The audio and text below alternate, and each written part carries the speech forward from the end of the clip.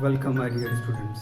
Class 10 control and coordination chapter है और आज हम पढ़ेंगे ह्यूमन ब्रेन, स्पाइनल कॉर्ड और रिफ्लेक्स एक्शन, जो कि सबसे ज़्यादा बोर्ड में पूछा जाता है। रिफ्लेक्स एक्शन और रिफ्लेक्स आर्क ये सबसे ज़्यादा बोर्ड एग्जामिनेशन में पूछे जाने वाला टॉपिक है इस पर्टिकुलर चैप्टर के इस वाले पार्ट से। ठीक है, तो स्टार्ट करते हैं ह्यूमन ब्रेन से। ह्यूमन ब्रेन हमारे ये ऊपर वाले पोर्शन में ये काफ़ी टफ हड्डी का बना हुआ एक ढांचा है जो ऊपर स्किन से ढका रहता है, आउटर मोस्ट कवरिंग स्किन है। और ये जो हड्डी का ढांचा होता है, the bone structure, it is known as skull. इसके अंदर ब्रेन रहता है, यानी इस पोर्शन में जो स्कल है उसके अंदर ब्रेन रहता है। इसको क्रैनियम भी कहते हैं, बायोलॉजिकल भाषा में इसको क्रैनियम कहते हैं। ठीक है, क्रैनियल बॉक्स, ठीक, यानी स्कल। तो ब्रेन इसके अंदर रहता है और इससे लग के पीछे की ओर जो रीढ़ की हड्डियाँ होती हैं वहाँ पे स्पाइनल कॉर्ड होता है, यानी ब्रेन का ही पार्ट होता है स्पाइनल कॉर्ड। वो वर्टिब्रल कॉलम में प्रेजेंट होता है, उससे प्रोटेक्टेड होता है। ब्रेन बहुत ही कॉम्प्लेक्स ऑर्गन है। ये सोचता है, समझता है, रीजनिंग करता है, मैथमेटिक्स सॉल्व करता है और हमारी मेमोरी को स्टोर करता है, मेमोरी को रिवाइज करता है, अलग अलग केमिकल रिएक्शंस, बायोकेमिकल इंटरेक्शंस करता है और इसलिए यह हद से ज़्यादा कॉम्प्लेक्स है। आज तक जितनी भी डिस्कवरीज हुई इस ब्रेन की वजह से हुई, यानी ह्यूमन का ब्रेन सबसे ज़्यादा अलग तरीके का पैटर्न है और बिहेवियर बिल्कुल अलग अलग है। ब्रेन की बात करते हैं तो हमने देखा कि ये स्कल के अंदर होता है। अंदर का स्ट्रक्चर कैसा होता है, मैं स्क्रीन शेयर करता रहूँगा, आप देखते रहिए। अंदर के स्ट्रक्चर में प्रोटेक्टिव लेयर्स होती हैं जो कनेक्टिव टिश्यू की बनी होती हैं, और ये 3 लेयर्स होती हैं जो बाहर से अंदर की ओर मैं नाम लेता हूँ। जो सबसे ऊपर स्कल और स्कल से लगी हुई जो पार्ट होती है उस लेयर की, उसको हम कहते हैं ड्यूरा मैटर। ठीक, ड्यूरा मैटर काफ़ी हार्ड होता है, इन इलास्टिक या नॉन इलास्टिक टाइप का होता है और ये स्कल से लगा हुआ पोर्शन होता है। उसके नीचे एरेक्नॉइड लेयर होती है, वो केवल मैमल्स में होती है, यानी ह्यूमन बीइंग और हम जैसे जो भी मैमल्स हैं केवल वहाँ होती है, बाकी में ये प्रेजेंट नहीं होता है। और एरेक्नॉइड लेयर के नीचे वाली जो लेयर होती है उसको कहते हैं पिया मैटर। ठीक है, सबसे ऊपर वाली ड्यूरा मैटर, एरेक्नॉइड एंड पिया मैटर। तो पिया मैटर इलास्टिक होती है, ट्रांसपेरेंट होती है, पतली होती है और ये ब्रेन के कांटेक्ट में होती है। अब जो एरेक्नॉइड और पिया मैटर है उनके बीच में एक लिक्विड भरा होता है, जिसको आप कहते हैं सेरेब्रो स्पाइनल फ्लूइड। इसको हम क्या कहते हैं, सेरेब्रो स्पाइनल फ्लूइड। ये जो फ्लूइड है या लिक्विड है, ये ब्रेन को शॉक, जैसे कोई भी चीज़ आप शॉक देते हैं तो ब्रेन को शॉक से बचाने के लिए होता है। ठीक है, ब्रेन को किसी भी बाहर के झटके से बचाने के काम में आता है सेरेब्रो स्पाइनल फ्लूइड, यानी स्पाइनल कॉर्ड में भी वही फ्लूइड है। एग्जैक्टली ये जो 3 लेयर्स मैंने नाम बताए, ड्यूरा मैटर, एरेक्नॉइड और पिया मैटर, इनको मिला करके मेनिंजेस कहा जाता है। क्या कहते हैं हम, मेनिंजेस। और अगर इनमें किसी भी तरह की प्रॉब्लम क्रिएट हो, इन्फ्लेमेशन हो जाए वायरस की वजह से या किसी भी वजह से, तो इस डिजीज को जो इसमें होगी उसको मेनिंजाइटिस बोलते हैं। मेनिंजाइटिस यानी दिमाग में एक प्रॉब्लम क्रिएट होना, बुखार होना, और ये बहुत प्रॉब्लमेटिक हो सकता है, ब्रेन की एक्टिविटी को स्लो कर सकता है।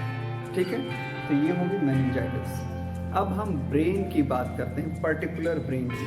तो एक कंप्लीट जो एडल्ट ब्रेन होता है मैन के अंदर, ह्यूमन बीइंग के मैन के अंदर 1400 ग्राम का हो सकता है। वहीं फीमेल की बात करें 1250 ग्राम का हो सकता है। ह्यूमन ब्रेन को आप मेनली 3 पार्ट में डिवाइड कर सकते हैं। फोर ब्रेन यानी अग्र मस्तिष्क यानी आगे का पार्ट, ठीक है। Then midbrain and hindbrain यानी पीछे का ब्रेन। इनके बायोलॉजिकल नेम अलग अलग होते हैं, प्रोजेंसेफेलॉन, मेसेंसेफेलॉन, ठीक है। तो इस तरह से इनके अलग अलग नाम होते हैं, बट यहाँ पे simple categorization forebrain, midbrain and hindbrain. Forebrain में दो पार्ट होते हैं, फोर ब्रेन में दो पार्ट होते हैं। कौन कौन से? तो पहला पार्ट जो होता है उसको आप सेरेब्रम कहते हैं, उसको क्या कहते हैं? सेरेब्रम। और दूसरा जो होता है उसको हम लोग डायनसेफेलॉन कहते हैं, ठीक है। एनसेफेलॉन का मतलब ब्रेन होता है, ठीक है। एनसेफेलॉन का मतलब ब्रेन होता है। तो इसका जो दूसरा पार्ट है उसको आप डायनसेफेलॉन कहते हैं। इसी तरह से मिड ब्रेन भी, अब मिड ब्रेन सबसे छोटा पार्ट होता है, हमारे ब्रेन का सबसे छोटा पार्ट मिड ब्रेन होता है। इसमें भी दो पार्ट होते हैं, क्रूरा सेरेब्रल। इसके जो दो पार्ट हैं उसमें पहला पार्ट होता है क्रूरा सेरेब्री, और जो दूसरा पार्ट होता है क्रूरा सेरेब्री के अलावा एक जो दूसरा पार्ट होता है उसको आप कहते हैं कॉर्पोरा क्वाड्रिजेमिना। इसको आप क्या कहते हैं? Corpora quadrigemina.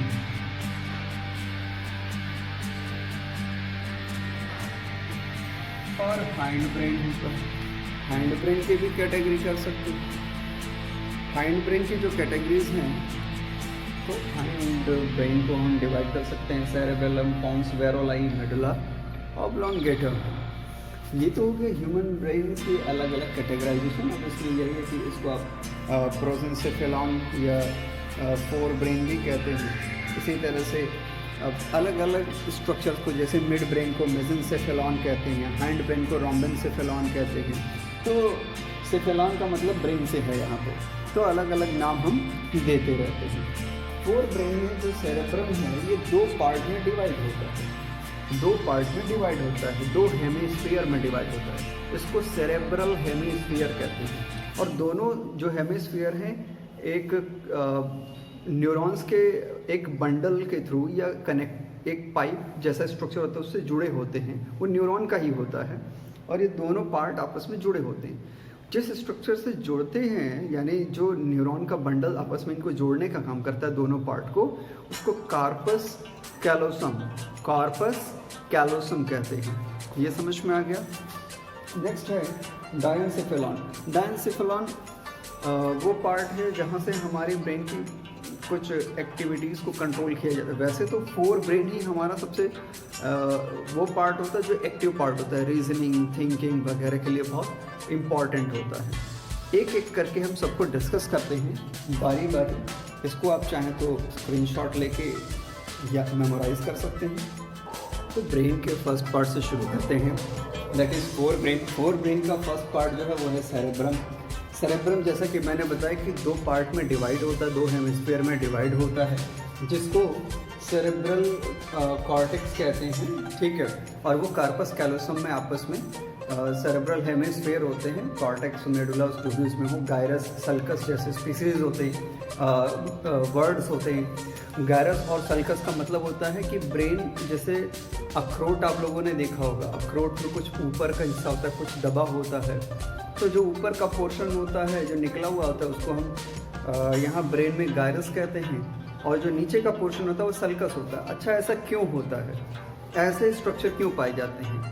तो सरफेस एरिया बढ़ाने के लिए, ताकि ज़्यादा से ज़्यादा न्यूरॉन छोटे से छोटे जगह में आ पाएँ, यानी ज़्यादा से ज़्यादा ब्रेन की कैपेसिटी डेवलप हो पाए, बहुत अच्छा ब्रेन हमारा बिहेव करे, अच्छे ब्रेन की क्वालिटी बने। तो ये एडाप्टेशंस हैं। जैसे जैसे ब्रेन का इवोल्यूशन होता चला गया, वैसे वैसे स्ट्रक्चर्स और कॉम्प्लेक्स बनते चले गए। खैर, फोर ब्रेन के दो पार्ट, जिसमें से पहला है सेरेब्रम, इसको पढ़ते हैं, और फिर दूसरा है डायनसेफेलॉन। सेरेब्रम दो पार्ट में डिवाइड होता है, दो हेमिस्फीयर में, सेरेब्रल हेमिस्फीयर में, और कार्पस कैलोसम से आपस में जुड़ा होता है। ठीक है, कार्पस कैलोसम से आपस में जुड़ा होता है। Each hemisphere is divided into 4 lobes. Her hemisphere 4 different lobe में डिवाइड होता है। पहला जो पार्ट होता है, ये क्या बोलते हैं, किसी भी हेमिस्फीयर का पहला लोब जो होता है उसको हम एंटीरियर या आगे वाला लोब कहते हैं, दैट इज फ्रंटल लोब। और ये जो फ्रंटल लोब है इसमें सबसे ज़्यादा थिंकिंग, रीजनिंग, मैथमेटिक्स सॉल्विंग वाले प्रोसेस होते हैं, यानी intelligence, knowledge, abstract reasoning, creative idea और मेमोरी, ये कहाँ पे हैं, फ्रंटल पार्ट में होते हैं। ठीक, इसके बाद मिडिल लोब को पैराइटल लोब भी कहते हैं। अच्छा, आपको पता है कि जो 4 ब्रेन है ये सबसे बड़ा पार्ट होता है ब्रेन का, और उसमें सेरेब्रम को कहिए तो सेरेब्रम 2/3 पार्ट होता है, तो बहुत ज़्यादा 4 ब्रेन सबसे बड़ा पार्ट होता है पूरे ब्रेन में। जो डिवीज़न किया गया 4 brain, mid brain, height brain, mid brain सबसे छोटा, 4 ब्रेन सबसे बड़ा। ठीक है, तो मिडिल लोब या पैराइटल लोब ये टेस्ट, राइटिंग, पेन, टच और प्रेशर के लिए रिस्पॉन्सिबल होता है। नेक्स्ट लैटरल लोब, ये इसको टेम्पोरल लोब भी कहते हैं। ठीक है, यहाँ से लैंग्वेज, हियरिंग और स्मेल जैसे जो प्रोसीजर्स होती हैं वो कंट्रोल होती है। नेक्स्ट पोस्टीरियर लोब, इसको ऑसिपिटल लोब भी कहते हैं, जहाँ पे ऑसिपिटल है यानी ये विजन, यानी हमारी आई साइड से जुड़ी हुई ये एक एक्शन है। ठीक है, तो आपने देखा कि 4 ब्रेन का ये जो सेरेब्रम पार्ट है ये कितना ज़्यादा इम्पॉर्टेंट पोर्शन है। नेक्स्ट पार्ट की ओर मूव करते हैं। अब नेक्स्ट जो पार्ट है वो है डायेंसिफेलॉन। ये 4 ब्रेन का दूसरा पार्ट होता है, ये काफ़ी छोटा पार्ट होता है। इसमें थैलेमस, हाइपोथैलेमस, एपिथैलेमस जैसे स्ट्रक्चर्स पाए जाते हैं। थैलेमस जो होता है वो रिले स्टेशन की तरह काम करता है। थैलेमस किसकी तरह वर्क करता है, रिले स्टेशन।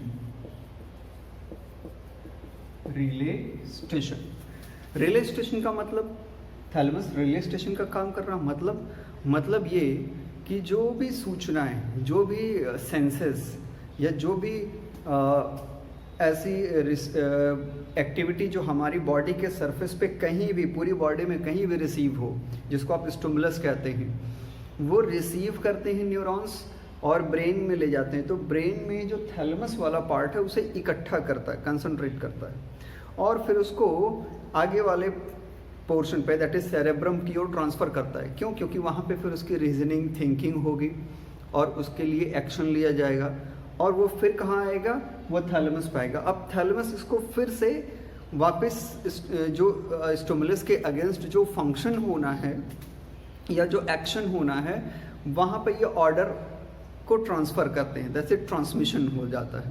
तो ये रिले स्टेशन का काम करता है थैलेमस। ये समझ में आ गया। नेक्स्ट हाइपोथैलेमस की बात करते हैं। नाम हाइपो है, हाइपो का मतलब नीचे, किसके नीचे है, थैलेमस के। हाइपोथैलेमस एक तरह से मास्टर ग्लैंड की तरह बिहेव करता है, या ये कहें कि सभी ग्लैंड्स का मास्टर है, master of the master gland है। क्योंकि मास्टर ग्लैंड एक्चुअल में master endocrine gland pituitary gland को कहा जाता है, पीयूष ग्रंथि। पिट्यूटरी ग्लैंड का भी मास्टर है, यानी उसको भी ये कंट्रोल कर सकता है, या उसको कुछ फंक्शन उसके अपने डायरेक्ट इफेक्ट में रखता है, तो इसलिए इसको master of the master gland कहते हैं। तो पिट्यूटरी ग्लैंड हाइपोथैलेमस के मिडिल वाले पोर्शन पे जुड़ती है, और जिस स्ट्रक्चर से जुड़ती है उसको इनफंडेबुलम कहते हैं। क्या कहते हैं उसको? हम कहते हैं इनफंडेबुलम। हाइपोथैलेमस के बहुत सारे इम्पॉर्टेंट फंक्शन हैं, जैसे थर्मोरेगुलेशन। इसमें से सबसे बेस्ट जो डिफाइंड फंक्शन है वो है thermoregulation, behaviour and emotion, endocrine control, biological clock system. तो हाइपोथैलेमस बहुत ही इम्पॉर्टेंट पोर्शन है। इसके अलावा भूख लगना, पेन फील करना, इन सब के लिए भी सेंटर हाइपोथैलेमस ही होता है। यानी ब्रेन का जो फ्रंट वाला पोर्शन है, यानी जो 4 ब्रेन है, वो बहुत इम्पॉर्टेंट पार्ट होता है। हम ये कहें कि ऐसे वर्ल्ड जहाँ पे हम रहते हैं, फिजिकल वर्ल्ड, इसको महसूस करने के लिए हमारे फोर ब्रेन का एक्टिव रहना सबसे ज़्यादा इम्पॉर्टेंट है। तो ये हो गई फोर ब्रेन की कहानी। अब हम मूव करते हैं मिड ब्रेन की ओर। मिड ब्रेन या मेसेंसेफेलॉन दो पार्ट में हम डिवाइड कर लेते हैं, यानी ये नॉर्मली दो पार्ट में डिवाइड है, क्रूरा सेरेब्राई और कॉर्पोरा क्वाड्रिजेमिना। क्रूरा सेरेब्राई हमारे लिम्ब मसल मूवमेंट को कंट्रोल करता है। बहुत ही छोटा पार्ट होता है और इसके फंक्शन भी बहुत लिमिटेड है। इसके अलावा क्रूरा सेरेब्राई हाइंड ब्रेन को फोर ब्रेन से जोड़ता है। हाइंड ब्रेन का जो मेडुला ऑब्लंगेटा होता है उसको फोर ब्रेन के सेरेब्रम से जोड़ने का, कनेक्ट करने का काम करता है क्रूरा सेरेब्राई। ठीक है। कॉर्पोरा क्वाड्रिजेमिना, इसका एक ही नोन फंक्शन, छोटे मोटे और भी फंक्शन है बट एक ही बेस्ट नोन फंक्शन है कि ये विजन को कंट्रोल करता है। इसके अलावा मिड ब्रेन का कोई बहुत ज़्यादा फंक्शन नहीं होता, ये बहुत ही छोटा पार्ट होता है। बस ये है कि ये फोर ब्रेन और मिड ब्रेन के बीच में एक बहुत ही अच्छा कनेक्शन इस्टेब्लिश करता है। अब हम मूव करते हैं हाइंड ब्रेन पे। सो this is what hind brain, इसको रोम्बेनसेफेलॉन भी कहते हैं और इसके तीन पार्ट हम डिवाइड करके पढ़ते हैं, पोंस वेरोलाई, सेरेबेलम, सेरेब्रम नहीं, ये डिफरेंट है, लेकिन बहुत कंफ्यूज होते हैं बच्चे कि सेरेब्रम और सेरेबेलम सेम है। नहीं, this is cerebellum, this is the part of hind brain और cerebrum is the part of fore brain. दोनों में बहुत बड़ा डिफरेंस है, इसके मैं डिफरेंसेस बाद में शेयर कर दूंगा। ठीक है। मेडुला ऑब्लंगेटा, ये तीन पार्ट हो गए। पहला है पोंस वेरोलाई, ये ब्रीदिंग एक्शन को कंट्रोल करता है। हमारा जो ब्रीदिंग एक्शन है ये उसको कंट्रोल करता है। तो हाइंड ब्रेन के जो पार्ट हैं ना तीनों, ये बहुत ज़्यादा, जैसे फोर ब्रेन बहुत ज़्यादा इम्पॉर्टेंट है वैसे ही हाइंड ब्रेन भी बहुत इम्पॉर्टेंट है। और वैसे तो हमारा पूरा ब्रेन ही बहुत इम्पॉर्टेंट है, लेकिन इनमें जो एक्शंस की बात हो रही है, जो कंट्रोलिंग पावर हो रही है, उसके रिस्पेक्ट में फोर और हैंड ब्रेन बहुत इंपॉर्टेंट है। सेरेबेलम का जो पार्ट है, हम कैसे चलते हैं, पहाड़ पे चलते समय हमें आगे झुकना है, नीचे उतरते समय हमें पीछे की ओर जाना है। ड्रिंक करने के बाद लोग गोल गोल घूमते हैं, तो क्यों घूमते हैं? क्योंकि उनका ये सेरेबेलम जो है वो अल्कोहल की वजह से डिस्टर्ब हो जाता है, तो बॉडी का पोस्चर नहीं बना पाता है। सो बॉडी का बैलेंस और पोस्चर बनाने का काम सेरेबेलम का है। ठीक है। इसके अलावा सेरेबेलम के और भी बहुत सारे बेस्ट नोन फंक्शंस हैं, जैसे जितने भी वॉलंटरी एक्शंस होते हैं। वॉलंटरी एक्शन का मतलब कि हम मसल्स को डेवलप करना है, हमें फाइट करना है, हमें लिखना है, तो ये सब क्या हमारी विल पावर पे हम सोच के कर रहे हैं, तो हमारी विल पावर पे डिपेंड करता है। तो ऐसे सारे काम जो वॉलंटरी हो, जो हमारे विल पावर से जुड़े हों, उसको कंट्रोल करने का काम सेरेबेलम का है। मेडुला ऑब्लंगेटा सबसे लास्ट वाला पार्ट होता है हाइंड ब्रेन का। It is the posterior most part of the brain, और हाइंड ब्रेन का भी आप कह सकते हैं। और इसके जो सबसे लास्ट वाले पोर्शन से एक इलोंगेटेड ट्यूब लाइक स्ट्रक्चर निकलती है। That tube like structure is known as spinal cord. Good, very good. इसको हम क्या कहते हैं? स्पाइनल कॉर्ड कहते हैं। तो मेडुला ऑब्लंगेटा, यहाँ से स्पाइनल कॉर्ड बाहर की ओर निकलता है। इस पर्टिकुलर रीजन का फंक्शन क्या है? इस पर्टिकुलर रीजन से इनवॉलंटरी एक्शंस हमारे कंट्रोल होते हैं, जैसे हार्ट बीट्स, डाइजेशन और इस तरह के। और इसके अलावा काफ़ी सारे, जैसे कफ की स्नीजिंग और इस तरह की जितनी भी वॉमिटिंग, यावनिंग, ये सब इनवॉलंटरी एक्शंस यही मेडुला ऑब्लंगेटा ही वो पार्ट है जो कंट्रोल करता है। So this is all about the brain. Now we are going to move on reflex action spinal cord. तो स्पाइनल कॉर्ड से जुड़ा हुआ जो सबसे इम्पॉर्टेंट एस्पेक्ट है वो है रिफ्लेक्स एक्शन, और ये बोर्ड में पूछता भी है रिफ्लेक्स आर्ट। मैं जल्दी से उसे भी बताता हूँ। सो मार्शल हॉल वो पहले आदमी थे जिन्होंने रिफ्लेक्स एक्शन को बताया था, समझाया था। कौन? Marshall Hall. ठीक है। रिफ्लेक्स एक्शन एक्चुअल में होता क्या है? तो रिफ्लेक्स एक्शन एक ऐसा एक्शन है जो काफ़ी क्विक है, नॉर्मल किसी भी एक्शन से बहुत ही ज़्यादा क्विक एक्शन है, और इसमें हमारी मैकेनिकल रिस्पॉन्स और रिसेप्शन और मैनिपुलेशन काफ़ी तेज होती है, ये नॉर्मल टेंडेंसी से काफ़ी फास्ट होती है। अब इसमें क्या होता है कि जो हमें स्टिमुलस रिसीव होती है स्पाइनल कॉर्ड पे पहुंचती है और स्पाइनल कॉर्ड से ही फिर उसका एक्शन प्रोवाइड हो जाता है। तो ऐसा पाथ जो कि इस एक्शन में इन्वॉल्व है उसको रिफ्लेक्स आर्क कहते हैं। मोर प्रिसाइजली अगर हम कहें तो reflex actions are spontaneous, automatic, involuntary and mechanical responses to the external stimulus. अच्छा, इसको समझने के लिए एक छोटी सी स्टोरी समझाता हूँ। जैसे मान लीजिए कि हमारे पास ये ब्रेन है और ये स्पाइनल कॉर्ड है, ठीक है। ये ब्रेन है, ये स्पाइनल कॉर्ड है और ये हमारा जो है स्टिमुलस वाला हिस्सा है जहाँ पे स्टिमुलस रिसीव होगा, और जो न्यूरॉन्स यहाँ से ला रही हैं सेंसरी, इनको आप रिसीविंग न्यूरॉन्स कह सकते हैं, ठीक है। और मैनिपुलेशन के बाद फिर ये जो लेके जा रही हैं ये रिले न्यूरॉन्स हो गई, ये आपके रिले या ले जाने वाले आउटगोइंग न्यूरॉन्स हो गए। और यहाँ जहाँ पे फंक्शन होना है वो आपका जो दूसरा ऑर्गन है, यानी जो स्टिमुलस के बाद एक्शन को रिसीव करेगा, यानी इफेक्टर जिसको आप कह सकते हैं, this is what your effector, this is what your effector organ, ठीक है। तो ये इफेक्टर हो गया। अब इसको मैं कॉमन भाषा में समझाने की कोशिश करता हूँ। जैसे मान लीजिए कि एक बीमार आदमी है, स्टिमुलस क्या है, एक बीमार आदमी है जो हॉस्पिटल आया, हॉस्पिटल में उसने टोकन नंबर लिया, टोकन नंबर लेके बैठ गया, ठीक है। अब यहाँ पे कंपाउंडर जो था उसने क्या किया कि यहाँ से मैसेज लिया और उसने पूछ लिया कि आपके क्या क्या सिम्टम हैं, क्या प्रॉब्लम्स हैं, और उसने वो मैसेज यहाँ पे पहुँचा दिया, यानी स्पाइनल कॉर्ड को। स्पाइनल कॉर्ड यहाँ पे क्या है, इस रिसीवर जो रिसेप्शनिस्ट है इससे बड़ा है, एक कंपाउंडर की तरह है, एक डॉक्टर का असिस्टेंट है। ये डॉक्टर कौन, ब्रेन का असिस्टेंट स्पाइनल कॉर्ड है। अगर ये पहली बार for the very first time ये स्टिमुलस आया तो इसने क्या किया, ब्रेन को ट्रांसफ़र किया, ब्रेन ने सोचा समझा, फिर इसका रिस्पांस किया और फिर इसने तब जाके मैसेज को रिलीज़ किया और इसको दवाई दिया गया और ये फिर अपने घर चला गया, है ना। यानी इसको ठीक हो गया इफेक्टर की वजह से और ये अपने घर चला गया। नेक्स्ट टाइम सेम प्रोसेस हुई, सेम मरीज आता है, वही सब बीमारियां, वही लक्षण। तो फिर उसने क्या किया, टोकन नंबर लिया, ये असिस्टेंट के पास है, असिस्टेंट ने भेजा डॉक्टर के पास, डॉक्टर ने वही सिम्टम, वही दवाई दिया, इसने रिले किया।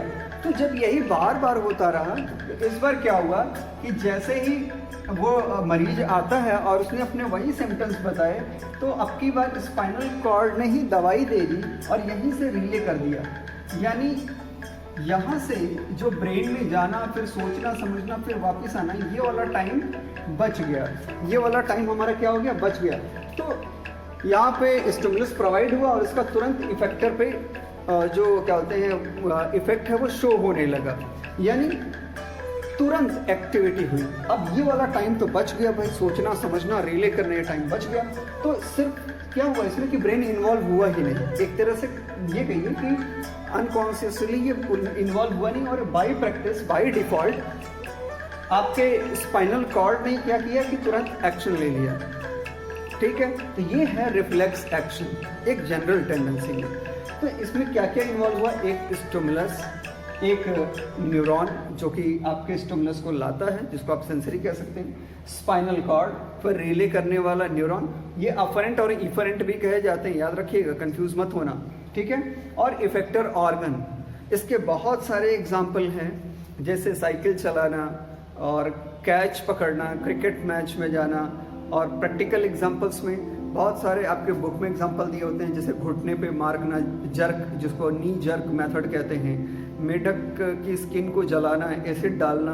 तो इस तरह से बहुत सारे एग्जाम्पल्स हैं, आपको मैं फ़ोटो शेयर कर दे रहा हूँ, आप सारे एग्जाम्पल देख लीजिए। So this is all about the brain and the spinal cord, और इसको बहुत अच्छे से पढ़िएगा क्योंकि यहाँ से बहुत सारे क्वेश्चन बोर्ड एग्जामिनेशन में हर साल फिक्स हैं, यानी आते ही आते हैं।